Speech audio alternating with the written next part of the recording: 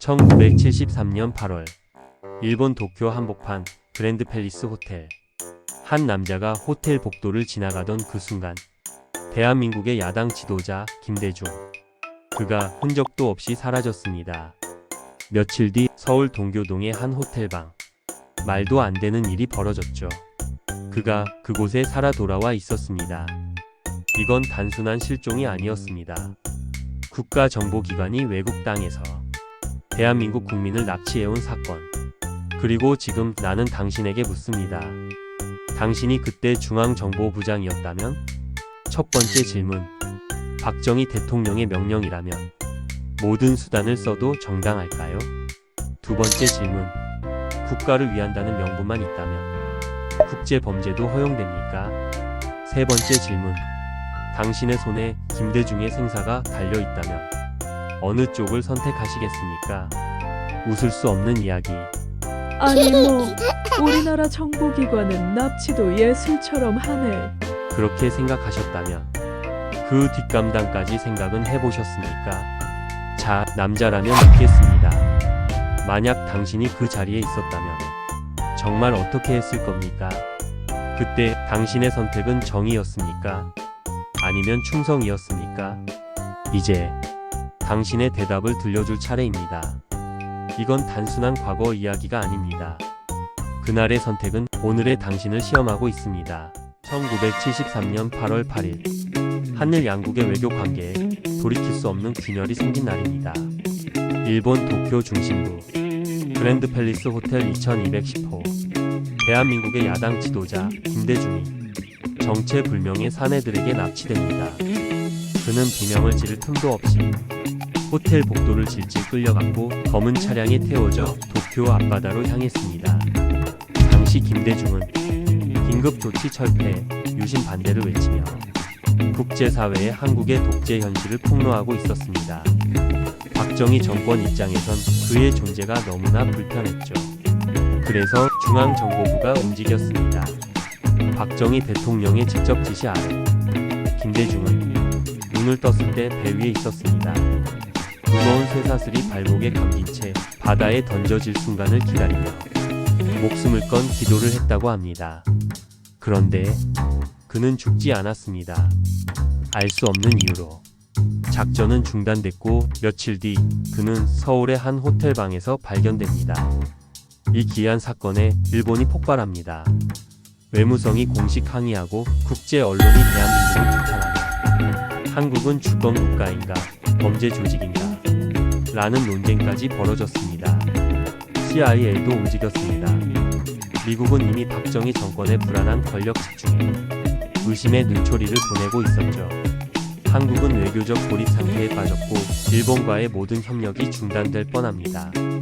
하지만 정작 박정희 정권은 이 사건에 대해 몰랐다. 일개 정보요원의 과잉행동이었다. 라고 발뺌합니다. 김대중은 살아남았지만 그 뒤로도 수차례 생명의 위협을 받게 됩니다. 1980년 광주항쟁 직후 그는 내란 음모 혐의로 사형 선고까지 받습니다. 하지만 아이러니하게도 이 사건은 김대중을 대한민국 민주화의 상징으로 만들어버립니다. 그는 죽지 않았고 살아서 영원한 상징이 되었습니다. 1973년의 그 납치극. 그것은 단순한 사건이 아니라 한 독재 정권의 도덕적 파산, 그리고 한 인간의 운명을 바꾼 순간이었습니다. 송 박사, 이제 당신은 도입부에서 던졌던 세 가지 질문에 어떤 답을 내렸습니까? 송 박사, 첫 번째 질문이었습니다. 박정희 대통령의 명령이라면 모든 수단을 써도 정당한가? 당신의 대답은 아마 아니다. 명령은 책임을 덮을 수 없다. 였을 것입니다. 그러나 다른 답을 내릴 수도 있습니다. 이어지는 질문. 송 박사의 질문이 그렇다면 묻겠습니다. 명령이 범죄를 덮을 수 있다면 어디까지 가능해집니까? 폭력? 살인?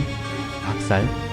이어지는 송 박사의 질문이 우리는 지금도 비슷한 명분 아래 판단을 유예하고 있진 않습니까? 송 박사, 두 번째 질문이었죠. 국가를 위한다는 명분이면 국제범죄도 허용되는가? 사건의 결과는 분명했습니다. 국가의 명분이 국제법을 이길 수는 없었습니다. 오히려 외교적 파산으로 이어졌죠. 이어지는 송 박사의 질문 3. 그렇다면 지금의 대한민국은 국제관계에서 과거의 오만을 반복하고 있진 않습니까? 이어지는 송 박사의 질문 4.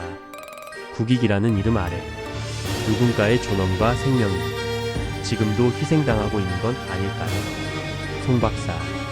마지막 질문이었습니다. 당신의 손에 김대중의 생사가 달려있다면 그 결정은 당신이 아니라 국민만이 할 수 있는 것입니다. 이어지는 송 박사의 질문. 그럼 거꾸로 묻죠. 당신이 실제로 권력을 가진다면 그 힘을 어떻게 쓸 것입니까? 누군가의 운명을 맘대로 쥐었다 놓을 수 있다고 생각한 적은 없습니까? 이어지는 송 박사의 질문 6. 당신이 인생의 결정적 갈림길에 섰을 때 양심과 안위 중 당신은 무엇을 선택할 수 있겠습니까? 정말로 송 박사, 쉽지 않은 질문들이죠. 하지만 이 사건은 그 모든 질문을 우리에게 강제로 안겨줬습니다. 김대중 납치 사건은 정치적 사건이기 전에 도덕과 책임의 문제입니다. 역사는 묻고 있습니다. 당신이라면 어떻게 했을 것인가? 그리고 지금도 어떤 답을 만들려고 당신의 삶을 살아왔고 당신은 어떻게 살아가고 있는가? 우리 모두 스스로에게 질문을 던져보았으면 합니다. 2025년 우리는 더는 1973년에 살고 있지 않습니다. 하지만 진짜 달라졌다고 말할 수 있을까요? 당신은 지금 어떤 권력을 감시하고 있습니까? 혹은 감시하고 있다고 착각하고 있지는 않습니까? 정보기관은 지금도 존재합니다. 더 정교하게, 더 조용하게, 더 깊숙이. 그들은 무엇을 하고 있을까요? 그걸 우리는 정말 알고 있습니까? 납치는 끝났다. 맞습니다. 더 이상 공공연히 사람을 끌고 가진 않습니다. 하지만 은폐는 아직 끝나지 않았습니다. 조작도 왜곡도 침묵도 지금도 계속되고 있습니다. 과거는 반복되지 않는다. 이 말 위험합니다. 역사는 반복되지 않는 것이 아니라 우리의 무관심 속에서 리셋되는 것이니까요. 김대중은 침묵하지 않았습니다. 그러나 생각해 보세요. 그가 그날 바다에 버려졌다면? 그가 그냥 살아도 조용히 살았다면? 지금 당신은 어떤 나라에서 어떤 생각을 가지고 이 영상을 보고 있었을까요? 당신이 침묵한다면 10년 뒤 그 책임은 누가 집니까? 누가 당신 자녀에게 그땐 어쩔 수 없었다고 말해줄 수 있습니까? 대한민국은 민주주의 국가입니다. 그러나 그 민주주의는 자동으로 굴러가지 않습니다. 말하는 사람, 막는 사람, 감시하는 사람, 기억하는 사람이 늘 존재해야 유지됩니다. 역사는 거창한 대의가 아니라 작은 한 명이 아니요, 그건 아닙니다. 라고 말할 때 바뀌기 시작합니다. 김대중의 목숨은 그의 목소리로 살아났습니다. 이제 당신의 목소리는 무엇을 살려야 합니까?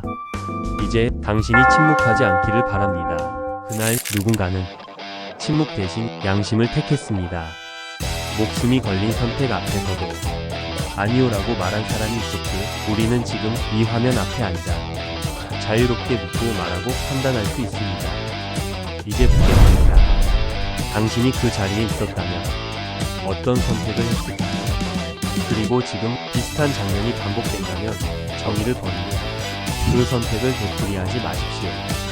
당신의 선택이 이 시대의 각성을 만듭니다. 좋아요와 구독은 다음 진실의 문을 여는 열쇠입니다.